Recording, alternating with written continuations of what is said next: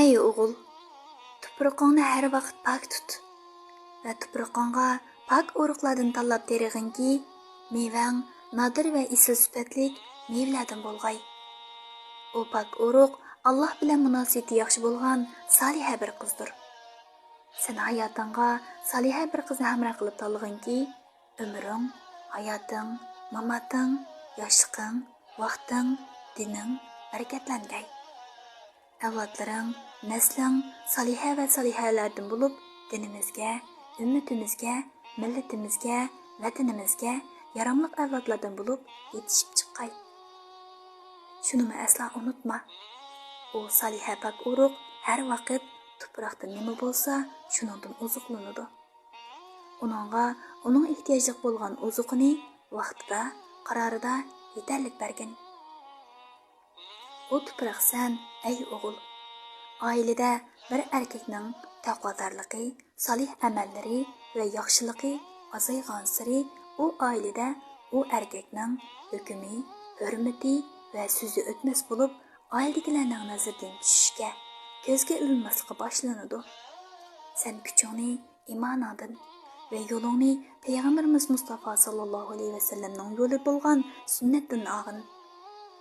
Payg'ambarimiz Mustafa sallallohu alayhi vasallam sizlarning eng yaxshinglar ahli ayoliga eng yaxshi muomala bo'lguninglar deydi.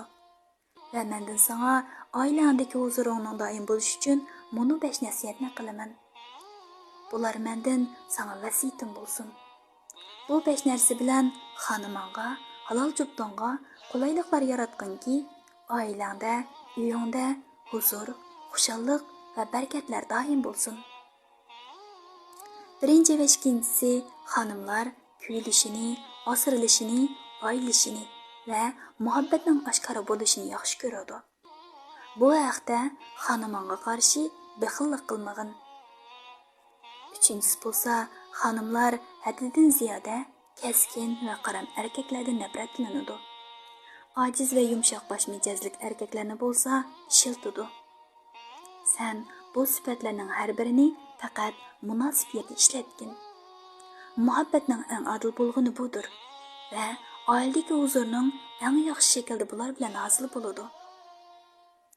To'rtinchisi bo'lsa, ayollar erlarining o'zidan nimalarni qaysi tarafidan xushal bo'lsa, erlarining o'zida shu ortiqchiliklarning bo'lishini yaxshi ko'radi.